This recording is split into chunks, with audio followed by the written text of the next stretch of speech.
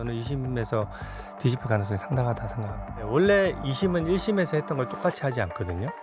그래서 1심에서 만약에 증인을 많이 신청해서 많은 걸 했다라고 하면 2심에서 한두 명 증인을 부른다고 해서 그게 판이 잘 안 뒤집어집니다. 이것은 이 녹음 파일에 대한 해석이 좀 이 재판부가 좀 저는 독특하다는 생각이 들어요. 왜냐하면 다른 재판부에도 상당한 영향을 끼칠 수 있는 판결이거든요. 그렇죠. 이게 이 케이스가 다른 재판에 영향을 안 미치면 사실 이 개별 재판부의 판단이 존중될 수 있는데 이거는 이 판단대로라면 앞으로 위증하거나 위증교사하는 사람들한테 좀 길을 틔워준 거예요.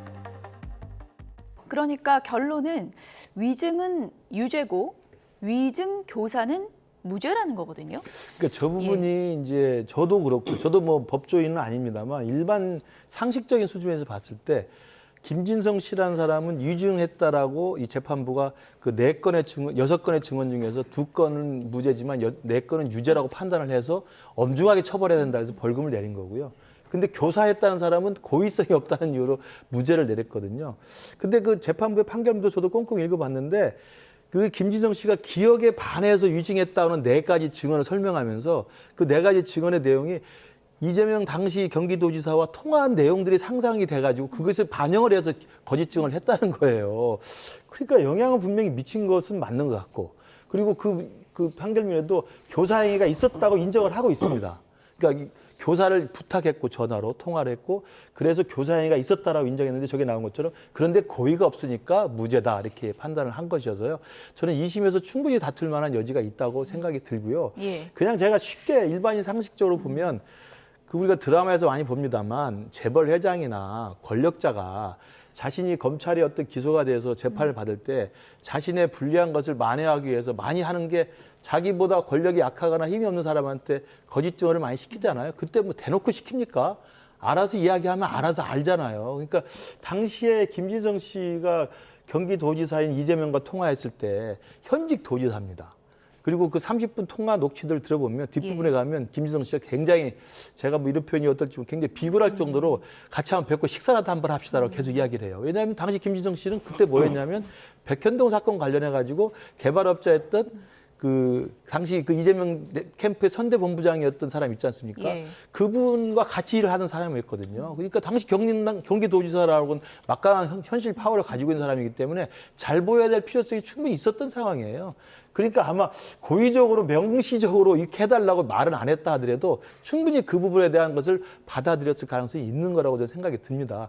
그런데도 어쨌든 판결 나왔을 때는 고의성이 없다고 인정을 한 것이어서 저는 2심 가서 또다시 검찰의 항소, 그다음에 또 2심 재판부의 다른 판결을 기대해 봅니다. 항소심에서 다시 다툴 여지가 있다고 개인적으로는 보신다라고 이제 얘기를 해주셨고 어쨌든 어제 이재명 대표가 위증교사 허들은 넘었지만 선거법 관련해서는 1심에서 상당히 좀 무겁게 나왔잖아요. 이거는 이재명 대표 측에서 어떤 전략을 앞으로 짤 거라고 보세요? 그러니까 허를 찔렸다라고 이제 저희들 스스로 얘기를 하는데요. 그 김문기 씨를 아느냐 모르느냐 이 기억에 대한 처벌은 불가능하다라고 해서 그것 중심으로 변론을 했던 건데 죄송합니다 했던 것인데 물 좀 드시고 천천히 하시죠.